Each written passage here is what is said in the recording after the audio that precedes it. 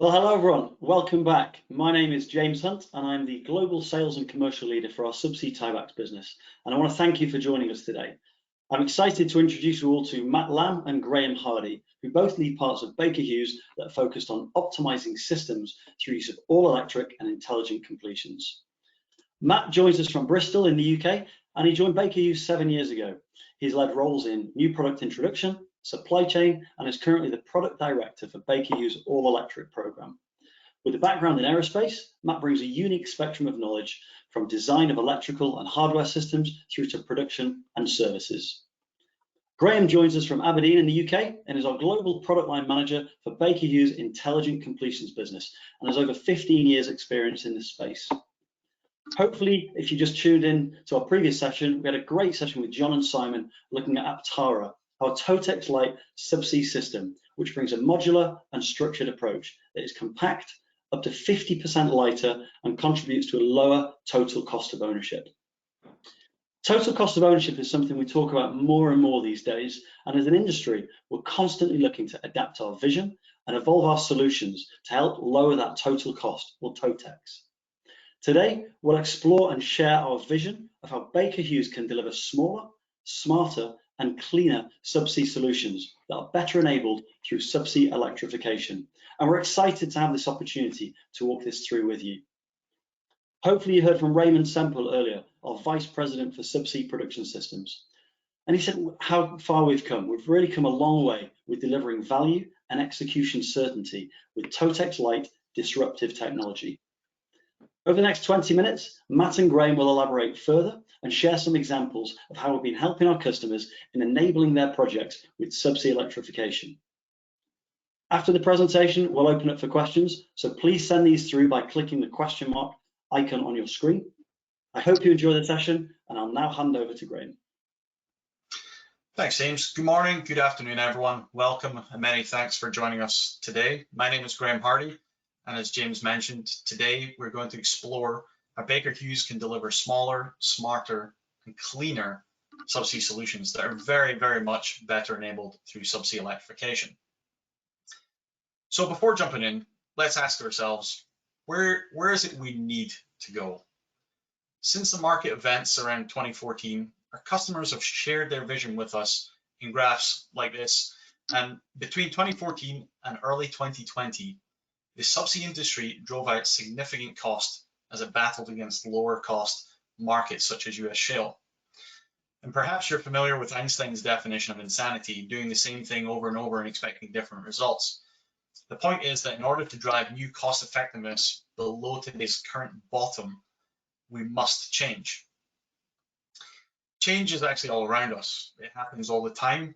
It can't be escaped. It's inevitable. And whilst it sometimes can seem quite scary, the outcome of change can actually deliver enormous benefit. Just consider the benefits of the examples on screen many of us realize today in our everyday lives. For some, the change of subsea electrification is really just substituting hydraulic actuators for electric ones, and that enables hydraulics reduction in the subsea umbilical.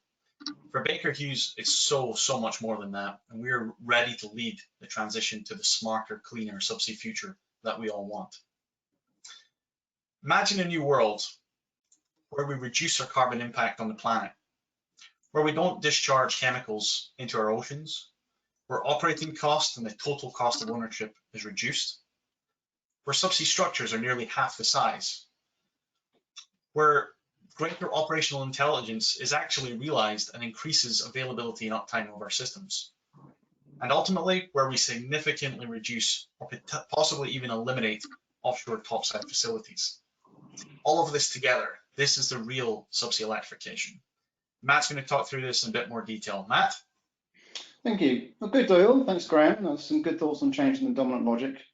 And continuing the theme of change, undeniably, we now live in a world where the environmental conscious of people, governments, and businesses is changing. This is driving social and economic shifts, of which our sector is not immune, but one which Baker Hughes is leading. As a business, we've committed to a 2050 carbon net zero target, and along with Aptara, Baker Hughes sees all electric as a critical element to our carbon production portfolio. There are some key enablers which all electric system offers above a traditional electric hydraulic solution. The obvious and well-known ones are, as Graham alluded, no transport or discharge of fluids into surrounding ecosystems, removal of hydraulics from platforms, so need for high pressure tubing runs, pumps and accumulators, and consequently improved safety as a byproduct. But imagine further benefits afforded by all electric, moving from the traditionally bulky, expensive and resource-heavy EH-MUX type solutions to all electric with compressed architecture, envelopes and weights. We also envisage that a smarter condition monitoring will make use of our intelligent integrated sensing technologies and facilitate improved globally remote management, leading to less unplanned intervention. All these aspects connect and start to drive secondary gains, such as resource reduction on and offshore, with corresponding CO2, T&L and real estate decreases. We also foresee gains from smaller or even eradicated support vessels. Another opportunity to consider, the composition of our all-electric system allows for flex to future energy generation applications and adjacency markets.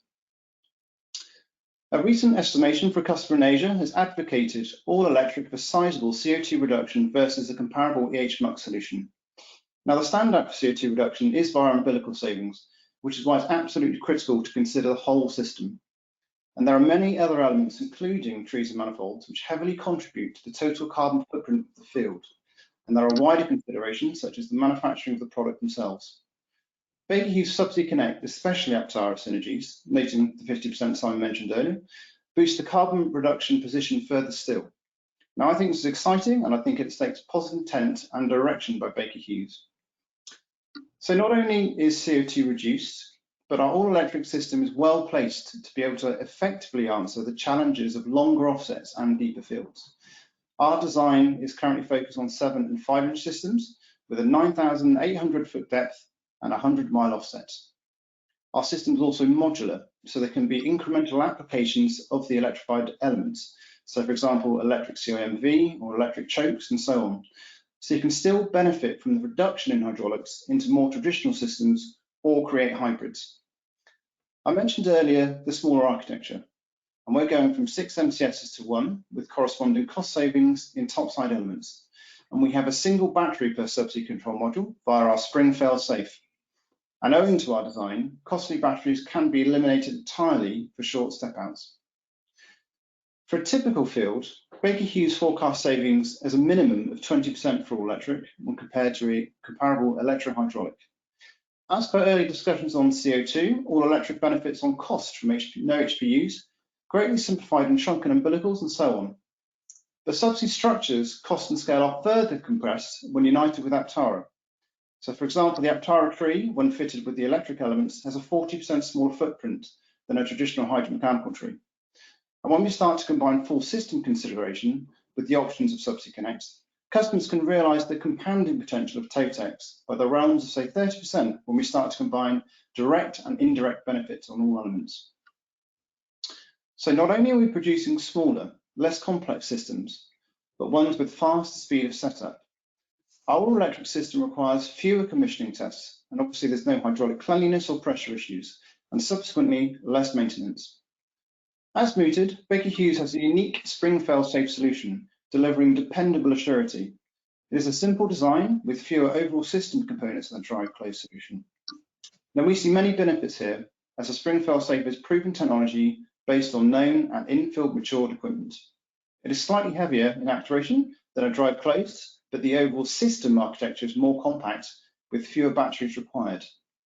And critically, functional safety is simple compared to a drive closed system with fewer critical failure modes. Now with the power to close, there needs to be redundancy power in systems and controls. If not, and the drive closed battery power goes too low, the system must shut down the tree. The Baker Hughes design doesn't suffer from this, and safety is maintained at low power or comms interruption events. Indeed, our system can work in battery bypass, that is, run direct from power from the umbilical.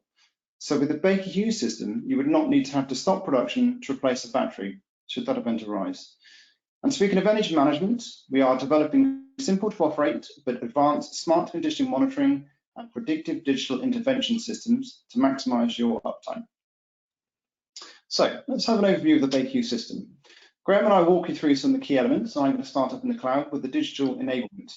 So our solution features the expected field operation, health and monitoring intelligence, but also integrated sensing, such as our distributed flow meters, and as outlined, trending, predictive intervention, performance, and forecasting or deterioration will be offered.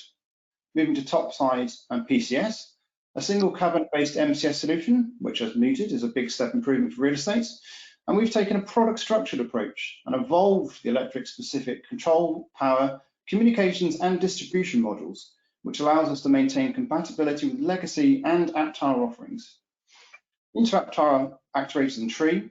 So we have an electric CIMV and choke, 7, 5, 2, 1-inch actuators with a simplified spring fail-safe solution. And critically, our actuators are compatible, as mentioned, with our traditional and Aptara trees.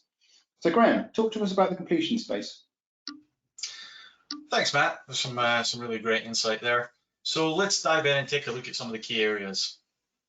So completions and subsea production systems must work together in harmony with the primary interfaces at the tubing hanger and the controls. At Baker Hughes, we take a solution approach, and this is no different subsurface with completions. And that's why we're on a journey to develop an electric completions platform that spans well beyond an electric safety valve. This includes a variety of completion solutions such as pressure and temperature gauges and interval control valves, also known as ICVs. Think of them a little bit like downhole chokes. Whilst electrification tends to infer only electrically driven tools, this is not quite accurate in our vision. Our solutions include a variety of key enabling technologies such as our downhole Sure Connect Wet Connect system. This allows our customers to add monitoring solutions and controllable valves into the lower part of the completion that was previously difficult to access. That delivers the ability to optimize production and control water breakthrough at the reservoir. You might have heard of this technology recently as an OTC Spotlight on Technology Award winner and also a World Oil Awards finalist.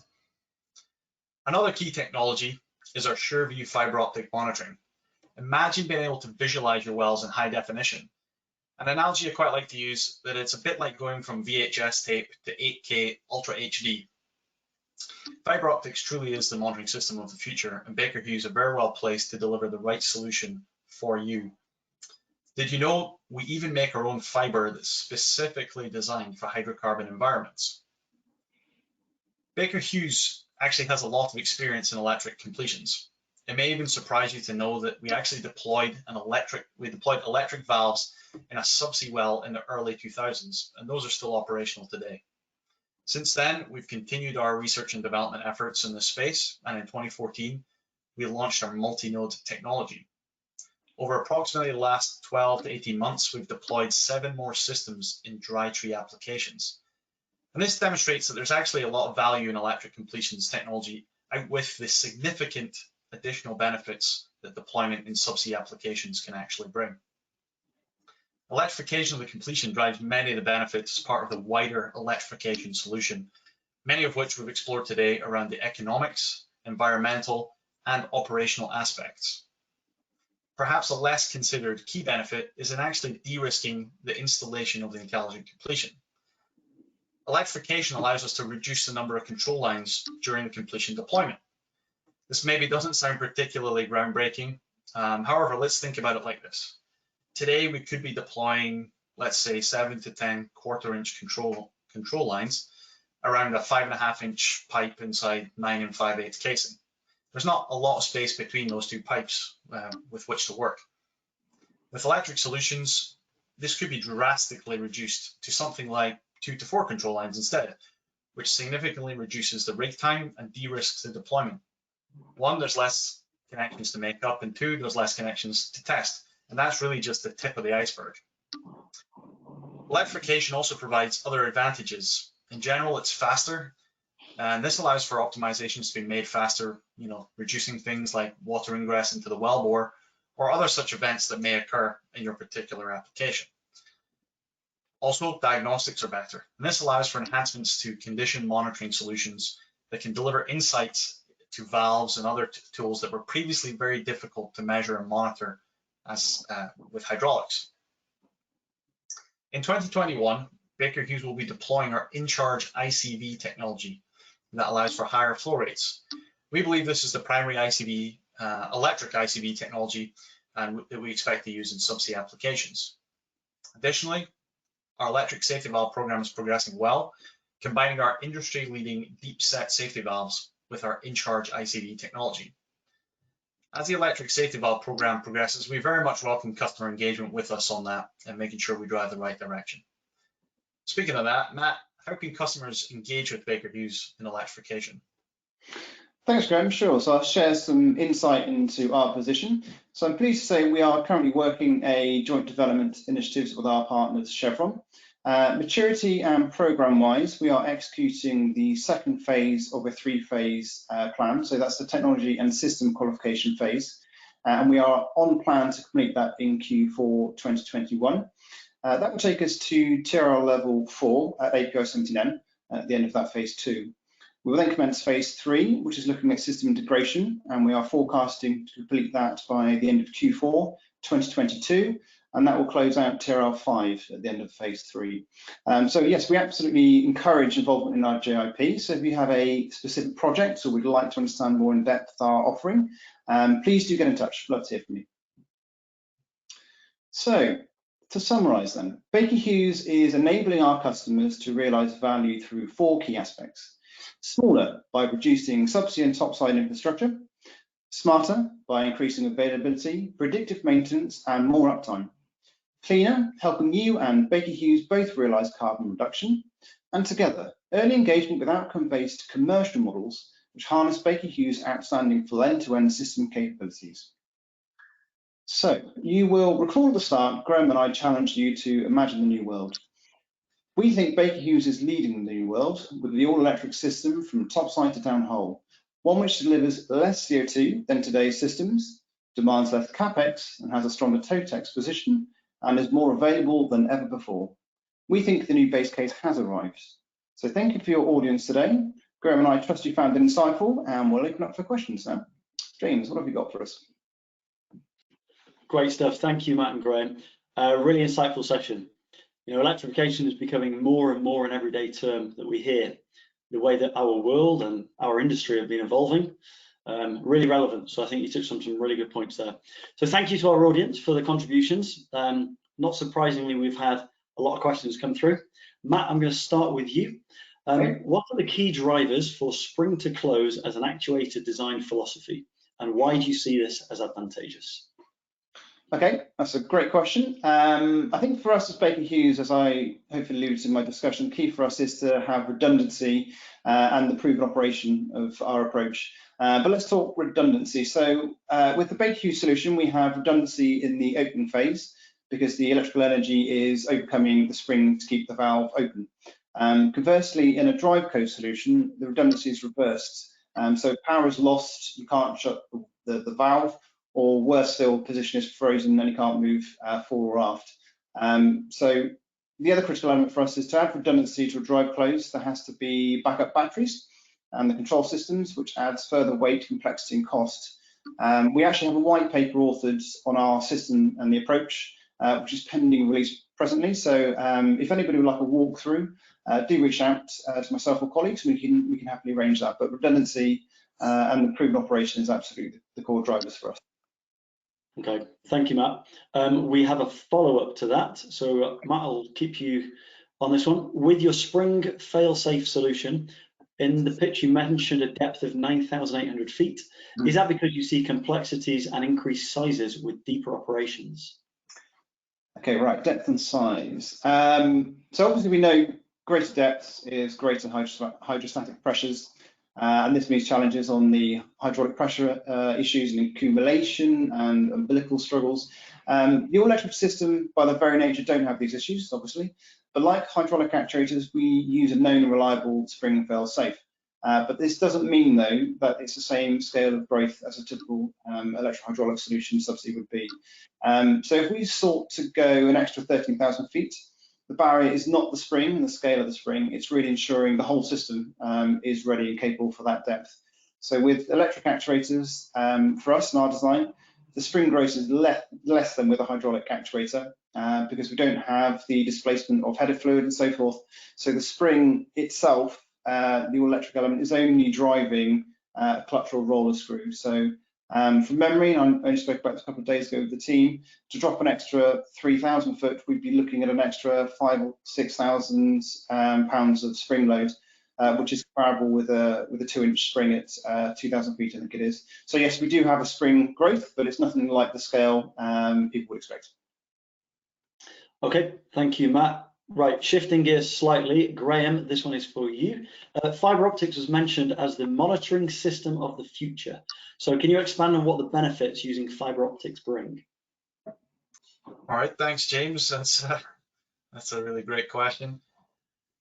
I guess if we look at it this way, so traditional monitoring technologies such as pressure and temperature gauges really are fantastic at what they do. They've evolved over quite a long period of time, and they really do a great job. However, there are some limitations as they're measuring at set points within the well. With fiber optics, that enables distributed measurement capability. The fiber itself is the actual sensor, or in many cases, the entire length of it or a very large portion of it. Whilst absolute measurements don't necessarily have the accuracy of, say, a quartz transducer gauge, the distributed data allows customers to, quote unquote, see significantly more of the well. For example, let's give an example here. So if a leak occurred somewhere in the completion, a pressure gauge could potentially tell that there was a leak, but not specifically where. With fiber optics, you could essentially be able to see the exact location of that leak and plan remedial actions accordingly.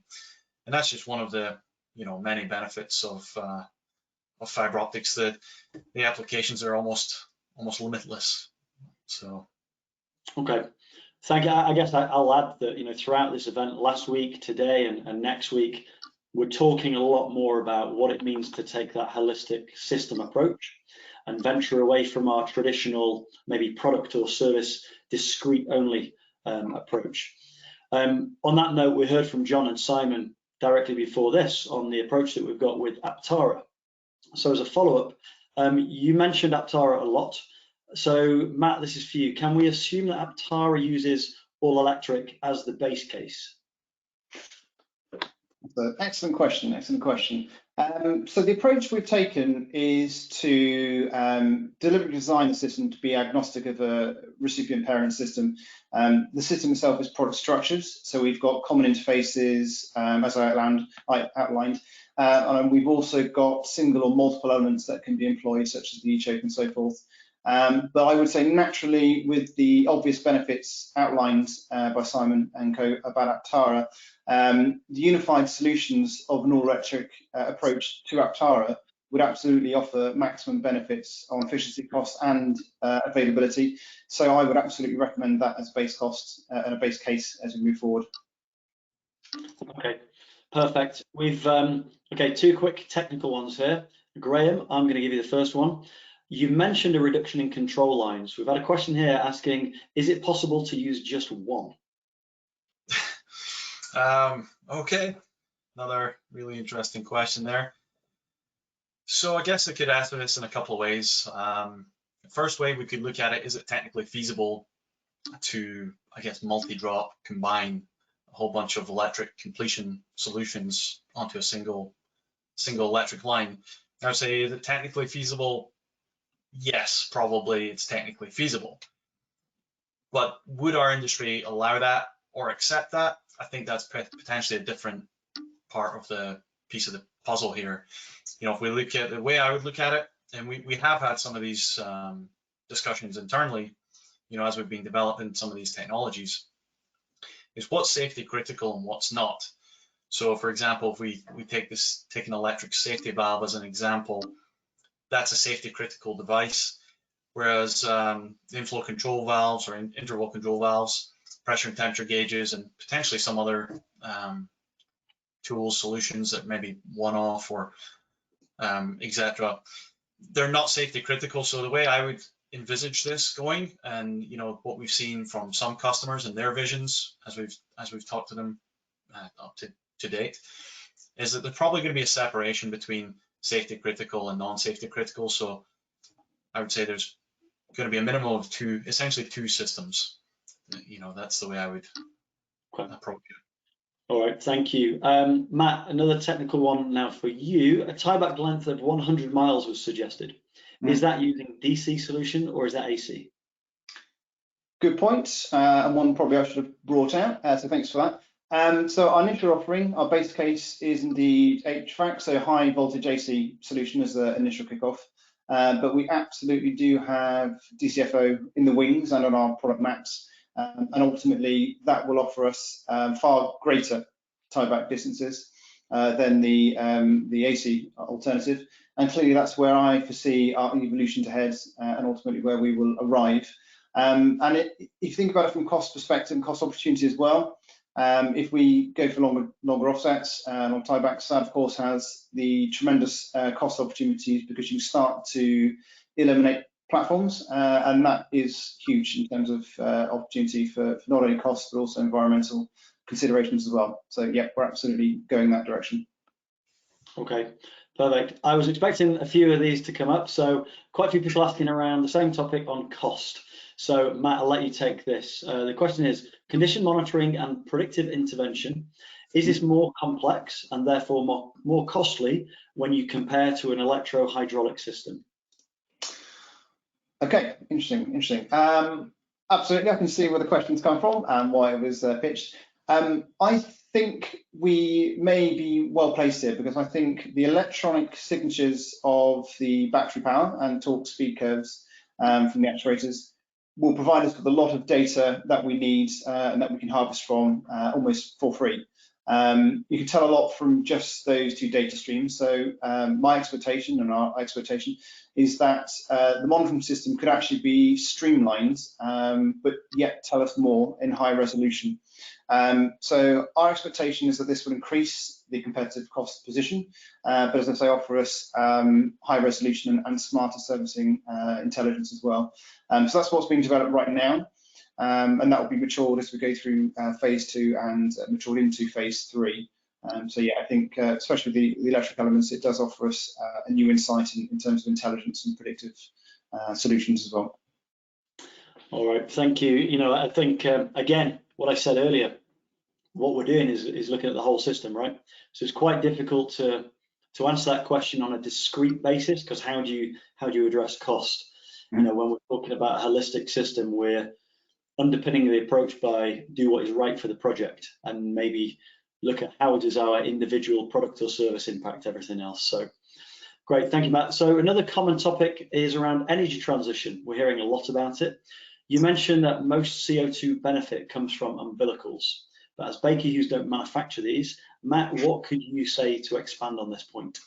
That's absolutely correct and a very good point. So my comment would be Baker Hughes will do what's right for any given project or customer, which includes the supply of elements that may be third party. I think it's important that we think in system level and that we provide systems and the breadth of the offering is not just constrained to constituent elements and subsystems. And you'll recall I was mentioning about the compounding effects when we start to combine elements with the likes of Aptara as well, which is why I think we drive for system solutions for our customers. And if that means we supply in elements, absolutely we will do to make sure we offer the most competitive and the best solution possible. Okay, perfect, thank you. And obviously we've got a session next week directly linked to how digital is helping with carbon reduction and increasing productivity. Alex and Asal will talk about that, so I'd encourage people to tune into that one. We've probably got time for 2 more. Graham, I'll send this one to you. How do we see the market responding to this, and what challenges are we faced with? Okay, that's another good question there. I think from my perspective, I think this is different this time. You know, I think the industry has approached electrification in the past. You know, our own experience of deploying valves in subsea wells in the early 2000s as an example. I think in the past it was maybe a nice to have, it was more a science type project, whereas now I think it's a need to change. It's not a want. We absolutely have to change. You know, we can't keep doing the same thing over and over again and just driving out, you know, trying to drive out costs you know, beating things to death like that. So we have to adapt, we have to innovate, we have to change. There's you know, we've seen great signs of encouragement talking to many of our customers that they're very vocal about electrification. They're helping lead that change as early adopters. There's always going to be the later adopters, but I don't think it's going to take too long for them to get on board and, you know, overcome any hesitations or challenges that they think they may have. The benefit is there. It's clear. We just have to take that plunge. Okay, good stuff. Thank you. Matt, last one. You mentioned Chevron with the JIP. So just before we wrap up, can you expand a little bit more on the opportunities to get involved? Yeah, absolutely. Yeah, sure. So we've been working with Chevron, as I said, for the past couple of years. As outlined, our position is currently in phase 2, halfway through phase 2 of a 3-phase executable. And just to reiterate, our differentiator for us, we see as our spring failsafe versus our drive close. What I would say is, despite the global environment that we are currently in, aggressive cost pressures, Baker Hughes and Chevron and the combined view is that very much that all electric is still of critical strategic importance, probably more so now than ever for the reasons I've underlined and Graham's underlined. And consequently, directly related to that is the investment and the pace which is being healthily maintained and pushing forwards. So we are in discussions with other customers about involvement in the JIP. But that notwithstanding, I'd again reiterate my invite to work with us and Baker Hughes to help evolve the future, push the horizons, and even be an early adopter. So get in touch and we will have some good discussions. Thank you. All right, good stuff. Thank you, Matt, and thank you, Graham. Great session, some really relevant topical questions there as well. So thank you to our audience again. For those of you who have asked a question that we didn't have time to address today, we will follow up with you. After this session, if you revisit the Subsea Connect channel, you'll find our digital solutions fair, where you can take a dive into the subsea and explore the infrastructure from the subsurface up to the top sides. There's a lot of cool stuff in there, so click the link in your email for the Subsea Connect TV channel, or go to bakerhughes.com/Subsea Connect TV. Once again, thank you for joining us today. We hope to see you in the next session, where you'll hear from Ollie and Andrea, who are going to talk about how we're using structured systems and technology to improve project execution. Thanks again, stay safe, and we will see you soon. All the best, thanks.